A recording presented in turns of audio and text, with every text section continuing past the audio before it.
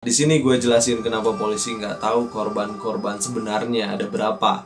Nah, pasca pembunuhan, si Lake ini akan memotong bagian tubuh korbannya tersebut.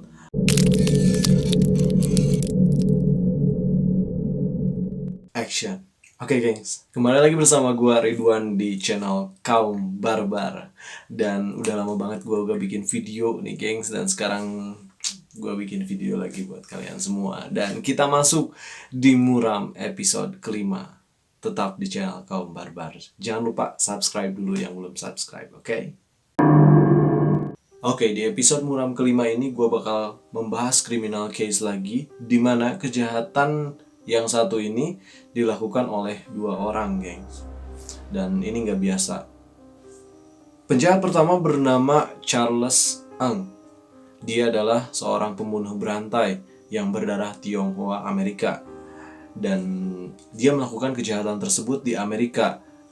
Dia menyiksa, menculik, memperkosa, dan membunuh sekitar 11-25 orang bersama temannya yang bernama Leonard Lake.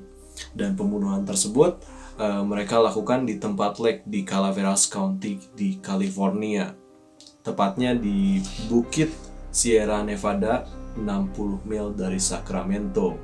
Nah, di situ mereka menculik ke bunker yang mereka bangun.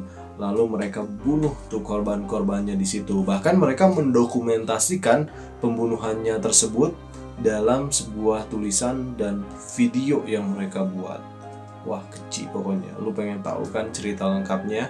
Tonton aja videonya sampai selesai, gengs. Oke, gengs, sebelumnya gue mau bahas dulu asal-usul pembunuh yang pertama. Ya, Charles Ng. Dia mempunyai nama lengkap Charles Chitat Ng, lahir di Hong Kong pada tanggal 24 Desember 1960. Dia merupakan anak bungsu dari 3 bersaudara pasangan Kenneth Ng dan juga Oi Ping.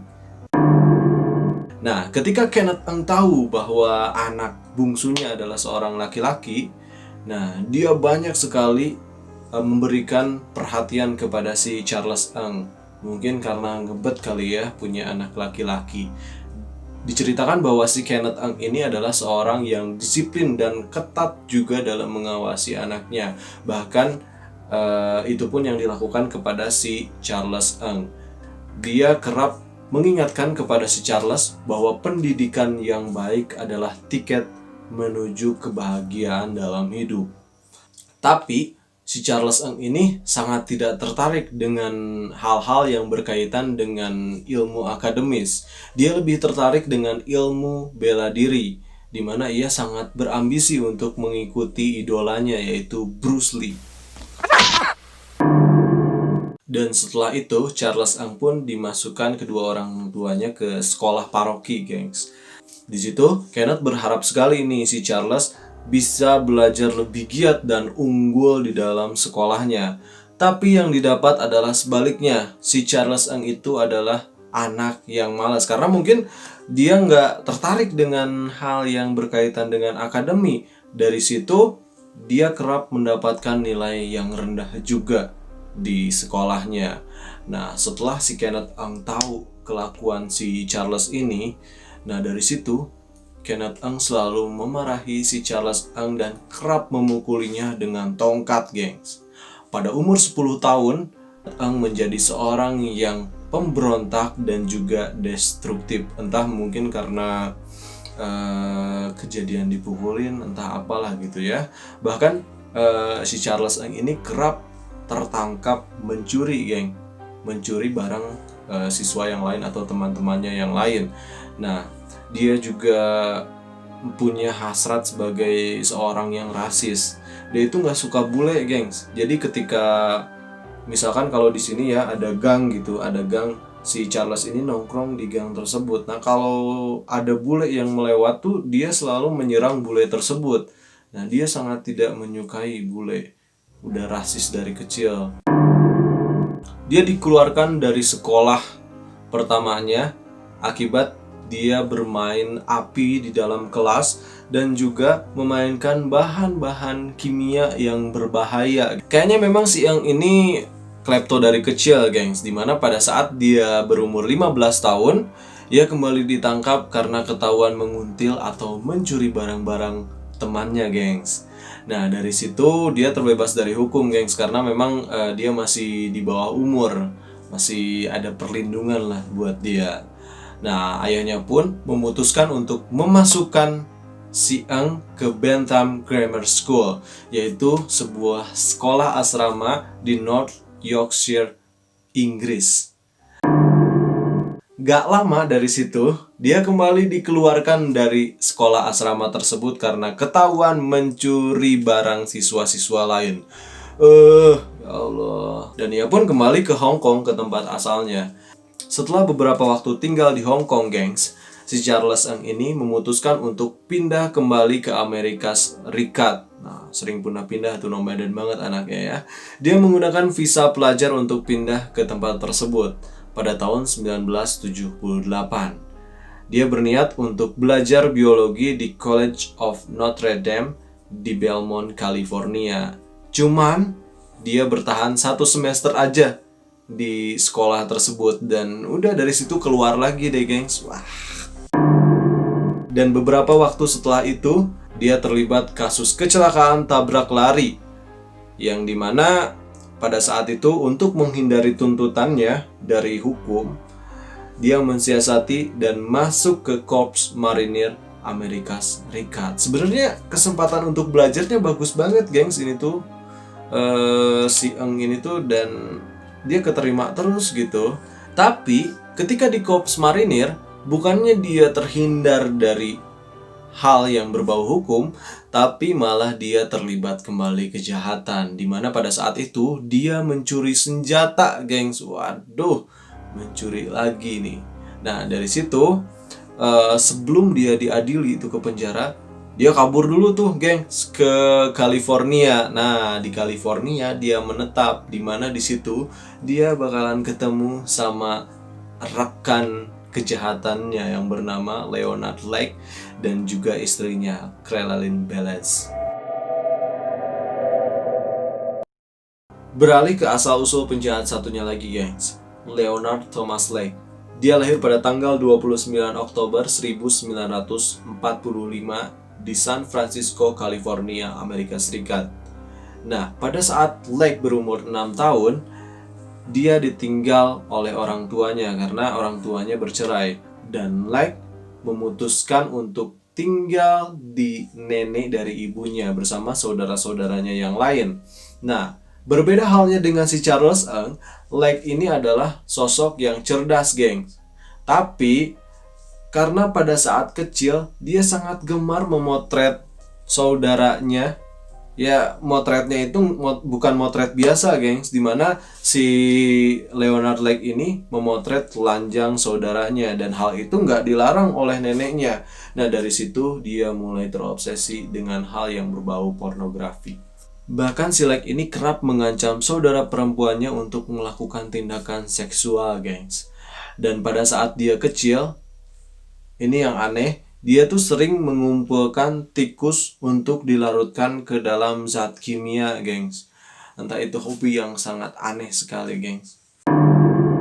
Beberapa waktu kemudian, dia pun bersekolah di Sekolah Tinggi Balboa. Dan setelah itu, dia masuk Korps Marinir Amerika Serikat. Nah, sama halnya seperti si Eng, cuman si Lake ini lebih dulu di tahun 1964. Dan juga si Lake ini beda dengan si Eng. Dia lulus di sekolah Korps Marinir tersebut, dan bahkan dia mengikuti perang di Vietnam, di mana pada saat itu dia menjabat sebagai teknisi elektronik radar. Nah, di periode ini si Lake mengidap skizofrenia, gengs. Nah, pada saat itu dia mengidap sebuah gangguan yang dinamakan gangguan delusi. Nah, di Da Nang, Vietnam, si Lake ini mendapat sebuah psikoterapi, di mana pada tanggal 1971 ia pun keluar dari rumah sakit. Singkat cerita, Lake pun menetap di San Jose, geng. Di mana pada saat di sana dia daftar di San Jose State University. Cuman sayangnya dia hanya belajar sekitar 1 semester. Ketika dia terpikat gaya hippie, dia pun keluar dari sekolah tersebut. Pada tahun 1975, ia sempat nikah tuh geng sama seorang wanita. Cuman pada saat itu, pernikahannya nggak berlangsung lama. Karena istrinya tahu bahwa dia sering memainkan peranan adegan pornografi amatir, dimana pada adegan tersebut Silek ini memainkan adegan slavery dan sadomasochisme. Lo tahu kan adegan tersebut? Ya perbudakan kayak BDSM gitulah. Wah ngeri pokoknya. 8 tahun berikutnya geng, Silek kembali berpindah tempat tinggal. Kali ini dia tinggal di Greenfield Ranch, dimana dia tinggal di sebuah perkampungan dengan luas wilayah 5.600 are, sekitar segituan lah, dekat Calpella, utara Ukiah, California. Nah, di situ dia bertemu dan menikah dengan seorang wanita yang bernama Claralyn Bales, dimana dengan wanita ini Silek ini merasa klop. Dan bukan cuman istri geng, si Claralyn ini kerap terlibat juga dengan fantasi seksual Silek, dimana si Claralyn ini memainkan beberapa adegan-adegan porno yang dibuat oleh Silek. Apakah memang punya skizofrenia atau dipengaruhi dengan perasaan paranoid? Silek ini berniat untuk membangun sebuah bunker, guys. Alasan dia membuat bunker karena menurut dia dunia ini akan terjadi kekacauan dan bakal terjadi perang nuklir di mana-mana. Nah, dari situ dia berpikir demi menyelamatkan hidupnya, dia bisa bersembunyi di dalam bunker yang ia buat. Entah pemikiran apa yang ada di benak dia, dan alhasil dia pun merealisasikan hal tersebut, dimana pada saat itu dia ingin membuat sebuah bunker di tempat tinggalnya di Greenfield. Namun keputusan tersebut ditolak oleh pemilik peternakan di Greenfield. Nah, pemilik peternakan itu meminta untuk Silek merealisasikan keinginannya di tempat lain aja. Nah, di situ bingung kan, dia belum bisa menjadikan bunker yang dia inginkan. Kabar baiknya bahwa keluarga istrinya Silek ini punya sebuah pondok di hutan.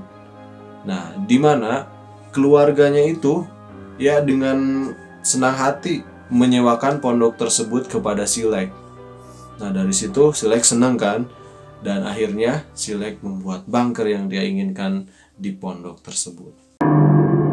Dan setelah si Leonard Lake pindah ke kabin atau bunker miliknya, dia pun pada saat itu mengundang pula adik lelakinya yang bernama Donald dan juga temannya yang bernama Charles Gunnar untuk berkunjung ke pondoknya. Entah itu dipaksa ataupun dengan sukarela mereka datang.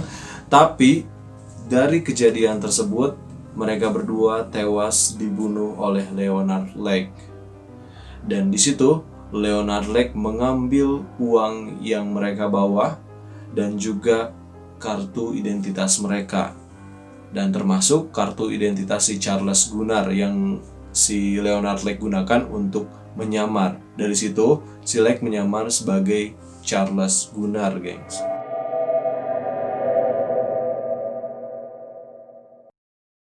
Pada tahun 1981, si Leonard Lake kemudian memposting sebuah iklan di sebuah majalah yang bernama War Gamers. Nah, di situ mungkin si Leonard Lake sedang mencari korban untuk pembunuhan selanjutnya kali ya. Tapi bukan korban yang dia dapat, melainkan yang datang kepada dia adalah Charles Ng, gengs. Nah, disitulah mulai ada obrolan-obrolan kecil antara Leonard Lake dan juga si Charles Ng ini.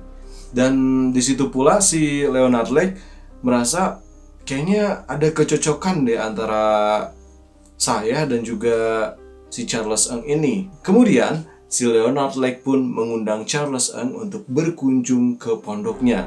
Nah, disitulah terjadi dialog panjang antara Leonard Lake dan Charles Ng, yang dimana pada saat itu Leonard Lake memutuskan untuk mengajak Charles Ng menjadi partner dalam melakukan kejahatannya. Nah, dari situ mereka berdua melakukan pembunuhan besar-besaran dengan menyiksa, memperkosa, dan menculik korbannya lalu membunuh mereka semua. Dan Gak cuma itu, mereka juga mencuri identitas korbannya untuk meminjam uang atas nama korbannya tersebut. Nah, dari hasil uang tersebut, mereka gunakan untuk membangun kembali atau memperkuat benteng pertahanan mereka, gengs, agar tidak diketahui oleh pihak kepolisian. Nah, semakin baik kan tuh hubungan antara Charles Ng dan Lake. Bahkan pada saat itu, Lake menceritakan gagasan atau misinya kepada si Charles Ng untuk menciptakan wanita yang sempurna 100%.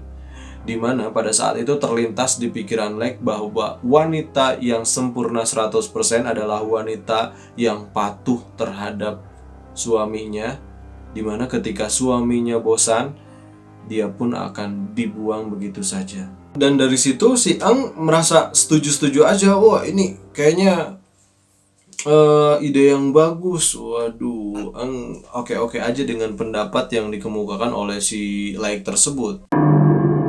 Pada tahun 1983 sampai 1985, Leonard Lake dan Charles Ng berhasil membunuh 8 sampai 25 orang. Dan kebanyakan korbannya itu wanita, gengs. Nah, mereka bunuh di dalam bunker mereka semua. Tapi pada saat itu, polisi tidak yakin akan jumlah korban yang dibunuh oleh mereka. Polisi meyakini bahwa masih banyak lagi korban yang mereka bunuh, di mana polisi menemukan tulang belulang korban. Dan juga polisi menduga bahwa masih ada selusinan mungkin yang dibunuh oleh mereka berdua. Nah, dari situ, gengs, lu tahu kenapa polisi atau pihak lainnya tidak bisa memastikan jumlah korban yang dibunuh oleh Charles Ng dan juga Leonard Lake. Nah, pokoknya lu tonton sampai selesai videonya.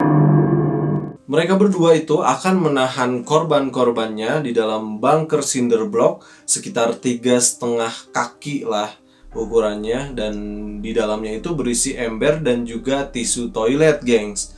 Nah, bunker tersebut pula dilapisi cermin satu arah, gengs. Itu kayak film Saw, tau gak sih? Pas waktu Dr. Garden itu diculik sama Jigsaw, kalau lu udah pernah nonton filmnya. Di situ, si Lake ini melakukan pembunuhan. Di sini gue jelasin kenapa polisi nggak tahu korban-korban sebenarnya ada berapa. Nah, pasca pembunuhan, si Lake ini akan memotong bagian tubuh korbannya tersebut. Lalu, pada saat kecil kan si Lake ini hobi memasukkan tikus ke dalam zat kimia. Nah, itu pun dilakukan pada mayat-mayat atau korban-korban yang dibunuh oleh si Leonard Lake tersebut. Nah, ketika sudah dipotong tuh tubuhnya, dia masukin ke dalam cairan kimia yang dia gunakan pada saat dia kecil. Nah, di situ kan tidak ada bukti jelas tuh, paling cuma sisa tulang-tulangnya. Nah, di situ membuat polisi bingung. Berapa jumlah pasti korban si Leonard Lake dan juga si Charles Ng ini? Setelah si Lake ini melarutkan tubuh korban-korbannya, gengs, nah lalu dia bakalan ngebuang sisa-sisa tubuh korbannya tersebut di pekarangan kabin miliknya. Nah, pada saat itu, sementara yang teridentifikasi positif korban si Lake oleh polisi beberapa pria lokal, diantaranya Robin Stapley, Paul Costner, lalu keluarga Harvey, Deborah Dobbs, dan beberapa anak-anak lokal, gengs. Di antara barang-barang Lake yang polisi temukan di bunker atau kabin miliknya, polisi juga menemukan video dokumentari, di mana video tersebut berisi pembunuhan yang dilakukan oleh Charles Ng dan juga Leonard Lake, gengs. Nah, di situ polisi menemukan beberapa kasus penyiksaan terhadap wanita. Wanita tersebut akan dilecehkan oleh Leonard Lake dan juga Charles Ng sebelum mereka dibunuh oleh mereka berdua. Seperti halnya Deborah atau yang biasa disebut Debbie Dobbs, dia dilecehkan oleh Leonard Lake dan juga Charles Ng, dimana si Deborah nggak selamat tuh dilecehkan dan menerima siksaan dari Charles Ng dan juga Leonard Lake. Dan juga polisi menemukan salah satu adegan yang amoral, dimana pada saat itu si Charles Ng dan juga Leonard Lake memerintah kepada suami dari korban istrinya untuk melakukan adegan seksual, dimana adegannya itu nggak biasa. adegan yang sering dimainkan oleh Leonard Lake pada saat dia membuat video-video pornografi, yaitu sadomasochisme.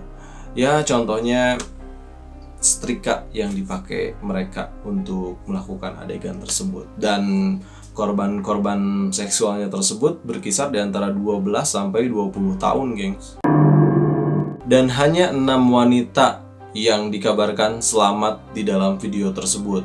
15 lainnya masih belum ditemukan alias hilang, gengs.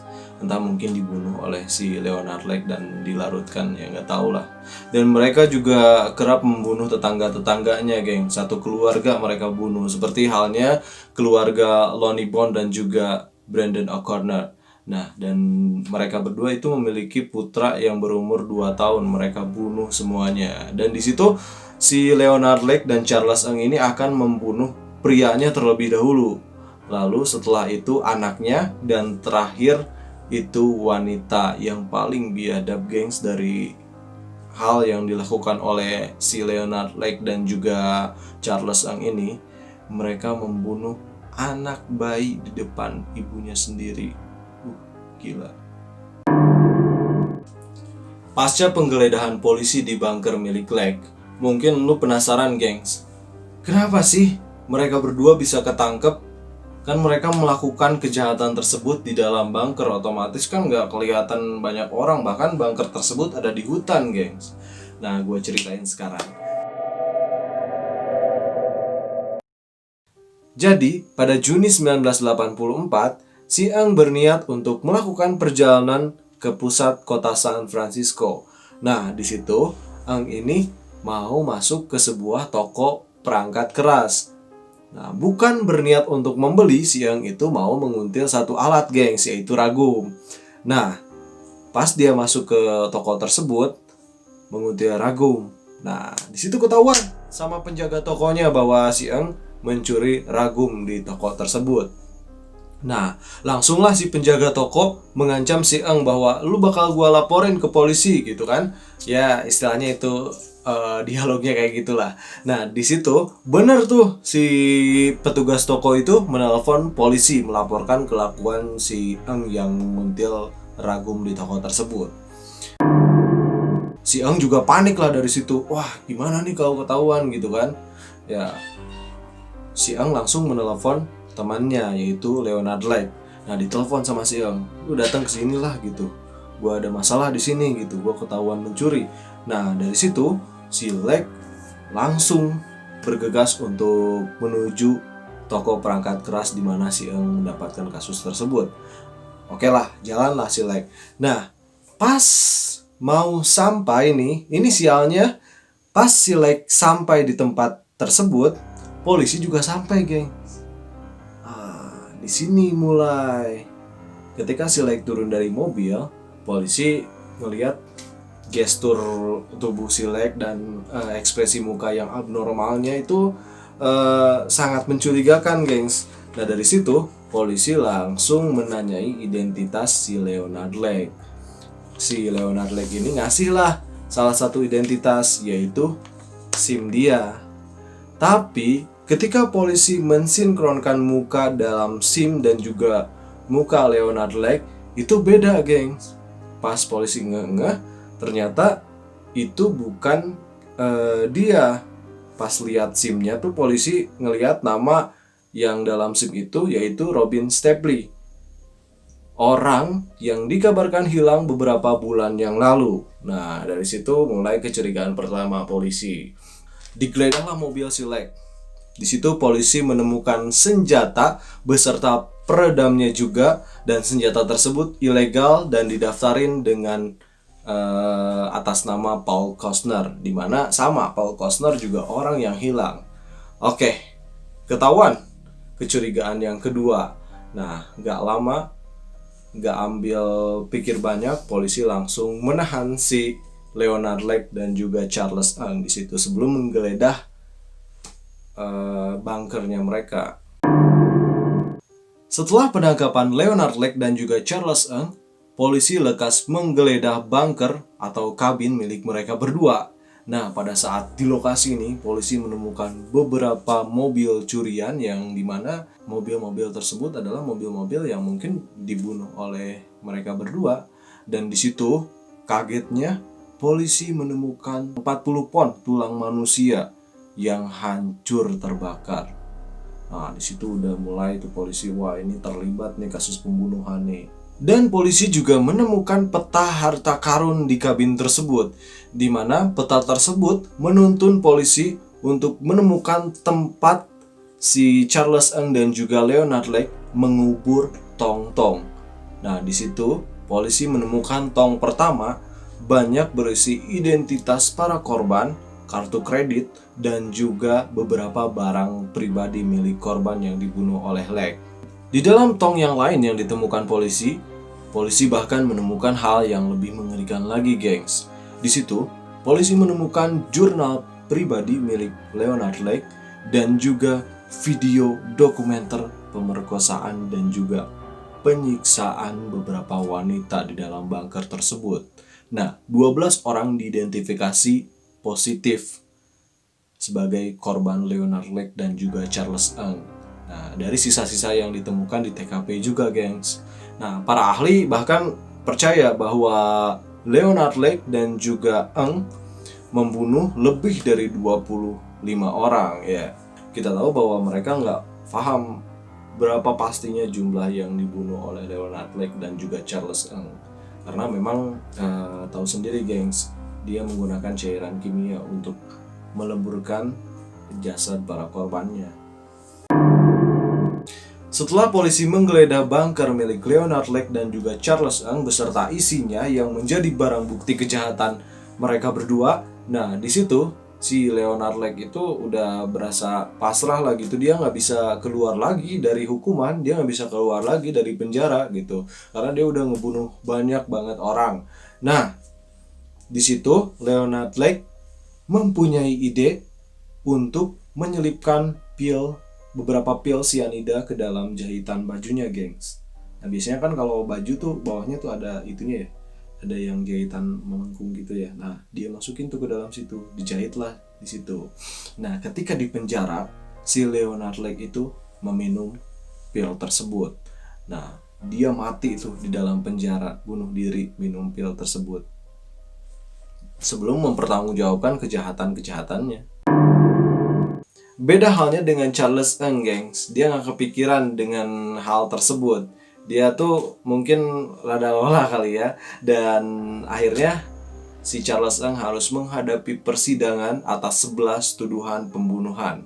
Nah, pengacaranya si Ng udah memakai beberapa taktik hukum lah buat menunda persidangan di situ. Tapi akhirnya persidangan dimulai pada Oktober 1998 di Orange County, California.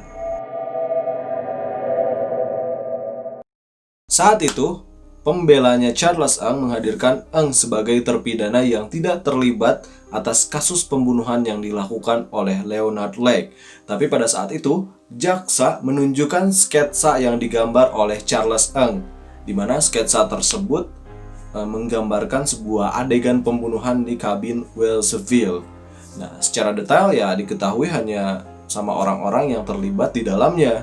Dan juga jaksa menghadirkan seorang saksi, di mana saksi tersebut adalah orang yang lolos dari percobaan pembunuhan si Lake dan juga Charles Ng. Nah, di situ saksi tersebut ngomong bahwa yang membunuh saya tuh bukan si Leonard Lake, melainkan si Charles Ng. Dan akhirnya Charles Ng pun menjadi tersangka dalam kasus pembunuhan tersebut. Pada tahun 1999, Charles Ng dijatuhi hukuman mati, di mana dia diberi suntikan mematikan di penjara San Quentin. Oke, gengs, dan itu cerita gua di episode muram yang kelima. Gimana nih? Moga lu semua bisa ngambil positifnya dari kejadian tersebut, dimana banyak banget lah lu bisa sortir sendiri apa yang menjadi hal positif yang harus lu dapetin dari video gua. Dan thank you banget buat lu yang udah nonton video ini sampai akhir. Jangan lupa yang belum subscribe ya di subscribe dulu, karena nanti gue bakalan bikin video yang lebih menarik daripada ini buat lu semua di rumah, menemani waktu santai lu mungkin apapun lah, sama pasangan pun gak masalah mungkin ya. Dan thank you banget, gue Ridwan, kaum barbar, salam barbarian.